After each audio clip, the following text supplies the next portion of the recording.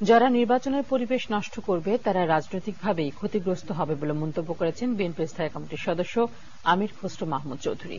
PR পদ্ধতিতে নির্বাচনের জন্য জনগণের ম্যান্ডেট দরকার বলেও জানান তিনি। দলের স্থায়ী কমিটির আরেক সদস্য মঈন খান জানিয়েছেন, ফেব্রুয়ারির নির্বাচন নিয়ে সব দলের মধ্যে যে ঐকমত্য প্রতিষ্ঠিত হয়েছে তা ধরে রাখতে হবে। আরো জানাচ্ছেন রুদ্র রফিক।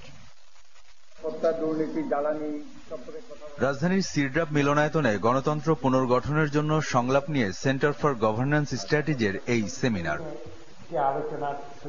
এতে বিএনপির স্থায়ী কমিটির সদস্য মঈন খান বলেন, পারস্পরিক আস্থা না থাকলে সংস্কার কাজে আসবে না। আমি বিশ্বাস করি বাংলাদেশের সব রাজনৈতিক দল সে বিষয়ে ইতিমধ্যে একমত হয়েছে যে আগামীতে একটি সুষ্ঠু নিরপেক্ষ নির্বাচন আমরা দেখতে চাই, যার মাধ্যমে বাংলাদেশের 13 কোটি ভোটারের মতামত প্রতিফলিত হবে। বাংলাদেশের ভোটাররা যাকে ভোট দেয় তারাই পরবর্তী সরকার গঠন। এটা নিয়ে তো মারামারি করার কিছু নেই। গণ অধিকার পরিষদের আহ্বায়ক নুরুল হক নূরের শারীরিক অবস্থার খোঁজ নিতে গিয়ে বিএনপির স্থায়ী কমিটির সদস্য আমির খসরু মাহমুদ চৌধুরী বলেন, দেশের স্থিতিশীলতার জন্য প্রয়োজন গণতান্ত্রিক সরকার প্রতিষ্ঠা। নির্বাচনের সাথে কোন পার্টির কি দাবি দেওয়া এটা কোনো সম্পর্ক নাই।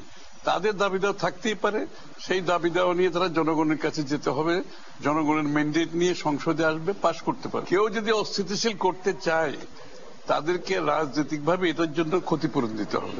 গণতান্ত্রিক প্রক্রিয়া বাধাগ্রস্ত হলে পরাজিত শক্তির উত্থানের দ্বার উন্মোচিত হবে বলেও সতর্ক করেন আমির খসরু। যত তাড়াতাড়ি নির্বাচনের মাধ্যমে দেশে একটা গণতান্ত্রিক দেশ পাবো। রুদ্র রফিক, RTV, ঢাকা। ফেব্রুয়ারির জাতীয় নির্বাচন সামনে রেখে